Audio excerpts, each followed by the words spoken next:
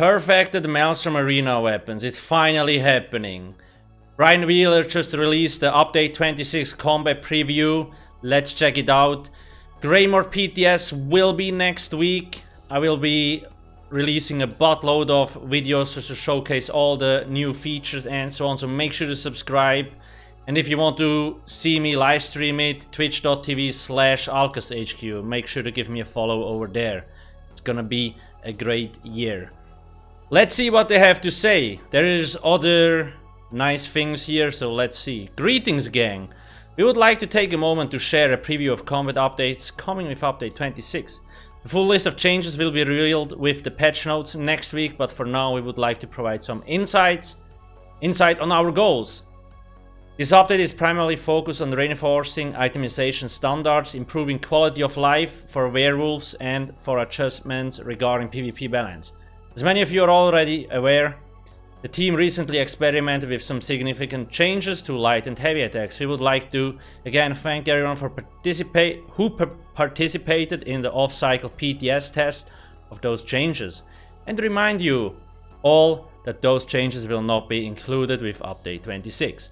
I think a lot of people missed this, but yeah, I guess the feedback was too mixed, so they decided not to implement it. Now again, will not be included with update 26. So maybe they will adjust it, Furycraft a little bit more, maybe they will come with update 27, 28, 29, update 54, who knows. It's not off the table, that's what I'm trying to say. Today, we will be focusing on the other changes that will be appearing next week on the PTS for update 26. Update 26 now not only has vampire updates, but werewolf updates as well. We want to keep the in-your-face action of the werewolf and also want to add rotation options when you have transformed into the ferocious form. For example, Pounce now has a follow-up attack afterwards that also has an execute scaled on bleed. That sounds very dangerous. We are also making adjustments to allow buffing and debuffing to give a sense of being a pack leader. Sustain for werewolves is also something we noted needs adjustment. So here, since Bounty now has some added functionality if you're already at full health and don't need the heal from the ability. We believe these changes will keep the werewolf playstyle competitive and entertaining for all players. So yeah, I've already made a preview video on the vampire changes. We don't really know the numbers yet, so it's hard to tell, but it will be a full skill line with a vampire lord transformation. And werewolf also got some juicy buffs. I have seen the skills, but I also don't know the numbers yet because they were not really balanced, but it's looking quite nicely. We have to be careful though. For me personally, in this update, I just hope they don't fuck up vampire. That's the only thing, right? Because it's like the main theme of the yearly story or whatever you want to call it. About a year ago, we started our standardization pass, and we are finishing that off in update 26 with Monster Mask Shoulders. Remember, standards aren't written in stone, but we now have equal measures of power and performance from these two-piece sets. Some are having their one piece adjusted to better suit the function of the set. Valkyne Scoria, for example, now gives spell penetration rather than max health, as this is a damage-based set, yeah. I always had a little bit of a problem with like how they balance these things. They take like 3-4 monster sets and buff or nerf them, and the rest is like untouched, and that creates even more imbalance. So when I use, I don't know, maybe Velidref or Marcelok on a set, then it gets nerfed, I will just go to the next OP version, obviously. And then they nerf that, and then it keeps going. And now when they have rebalanced everything in one go, that's a way better thing to do. I wish they would do that more often and not just tweak like a tiny little thing one by one. It's annoying. But anyway, so Valkyne Scoria, for example, now gives spell penetration rather than max health. That's actually pretty cool. So damage sets have like damage stats, like spell penetration, physical penetration, maybe weapon damage, spell damage, or max stem or max magic and stuff like that. That's fine. Totally good with that. Other sets are receiving functionality adjustments, damage values, trigger conditions, cooldowns, etc. to follow their intended functionality based on their sourcing. A good example of this is Tremor Scale. Tremor scale.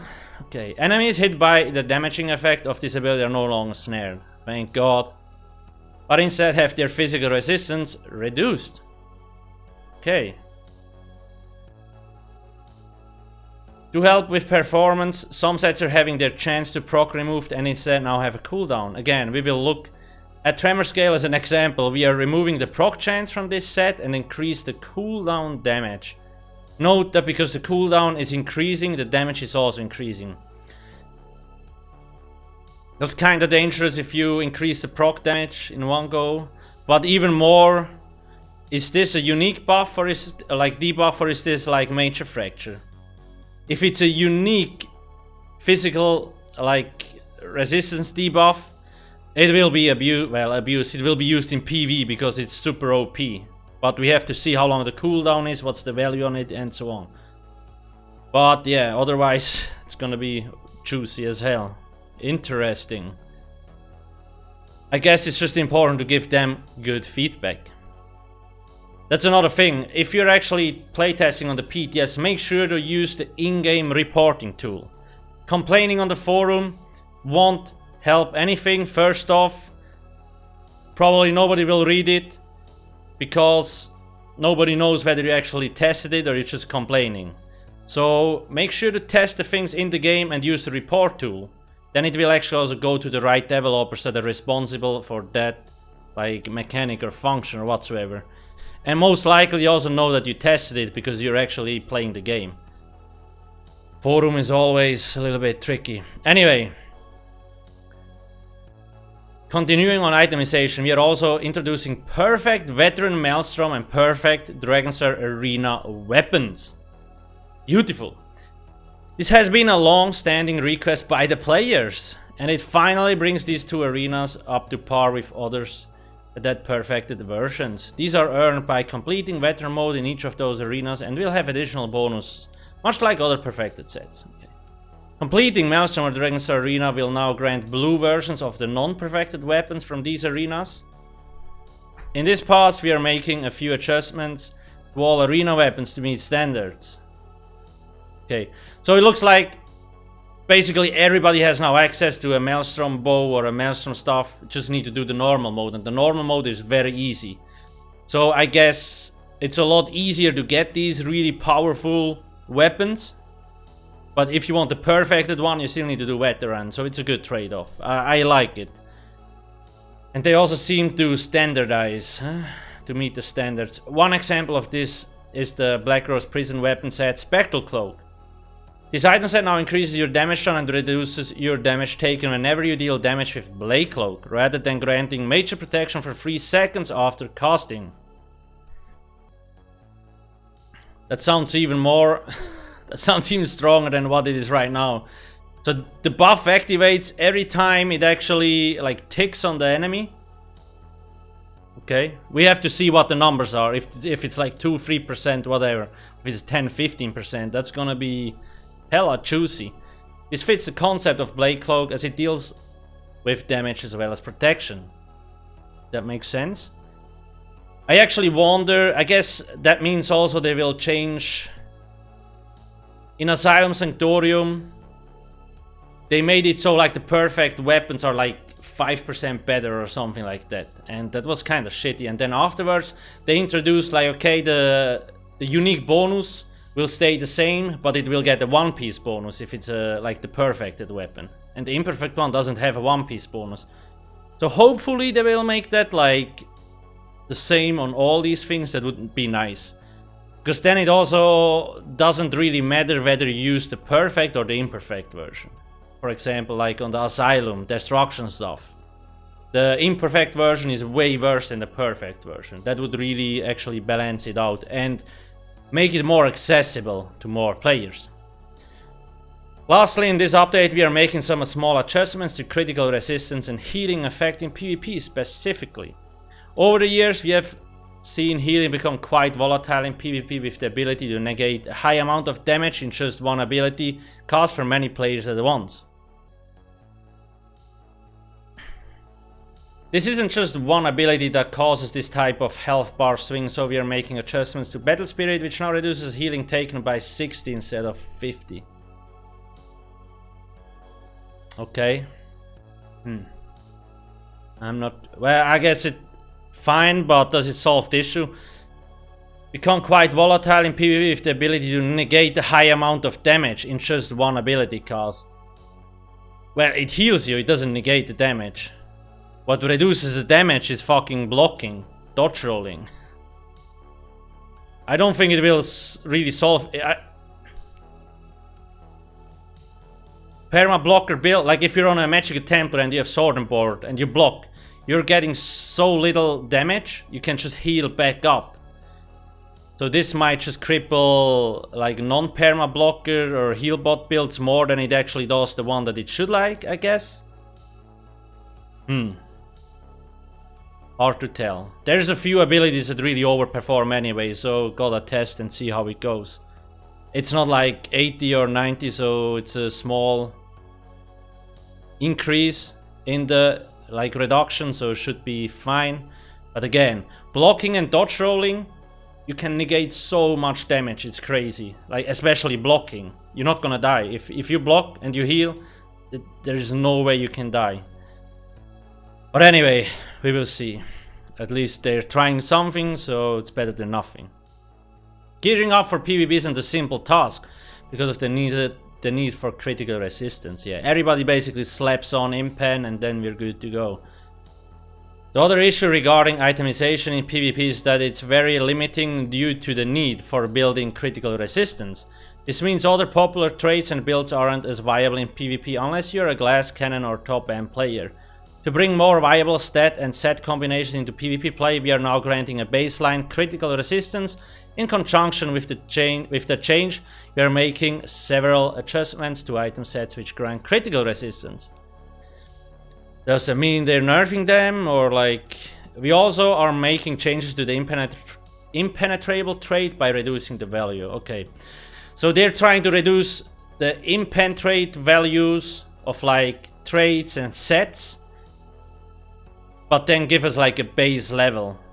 So it's like every player is kind of protected a little bit, because a lot of people don't know how powerful impenetrable is if they're new. But now if they still don't know, it won't hurt them as much because they already have a base value. That's basically what they're trying to do here. I guess that's fine. I mean, I guess impen is completely OP because it's basically slapped on every build and that's it. So the change, we will see how it does. Maybe there's a few more options. I would actually like them to rework some of the traits, but yeah, anyway, that's a good start. We hope these updates enhance your day-to-day adventures in ESO, and we will see you in Tamriel. We look forward to your feedback regarding the changes above, as well as item sets and your general playtesting experience when update 26 hits. Now, one more thing. Someone asked,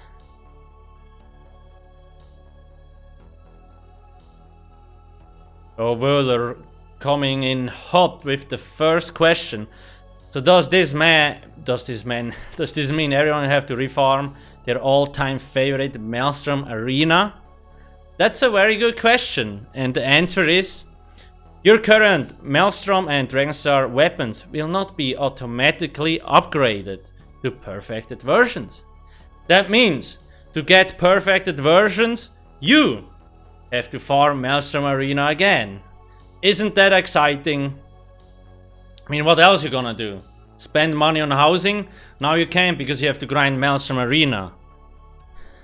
I don't know. People will be pissed about that. I don't necessarily mind it, whatever, I can grind it, no problem. I think the fact that there's now imperfect versions that are accessible to like the broad audience of the players through normal mode, that's probably a bigger benefit than like the veteran players refarming it, although it's still a little bit shitty because it's like the arena is so old and now people have to grind through it again. Luckily, there's transmutate, like you can transmute the thing, but you still need to get the weapon. Again, just remember, it took me over 400 Maelstrom runs to get my first Maelstrom Inferno in a good trade. Back in the days you couldn't change trade. So yeah. We have to grind Maelstrom a little bit, but it won't be as worse as like back in the day. So I hope people don't get PTSD, like flashbacks.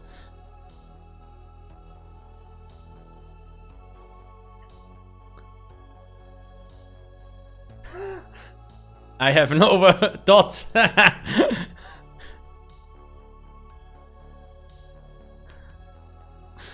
You see, everybody loves the Maelstrom change. Oh, people are gonna be so mad. Anyway, again, guys, next week, public test server. I'm gonna test a lot. I also just recently opened a second YouTube channel. If you actually quickly go to my main YouTube channel, here. I will put the link in the description. We almost reached 1K subs. Pretty nice. Basically, what I will use this for is as a library for my past live streams. So unedited footage and so on. Or like highlights. For example, me showcasing leveling up my magical necromancer from level 0 to max level through undaunted, Suchig mage skill, and all that stuff. Like how long it takes, so you can see what I do to do, like, and how fast I can do it, and so on. And just past live streams, or like other stuff like this.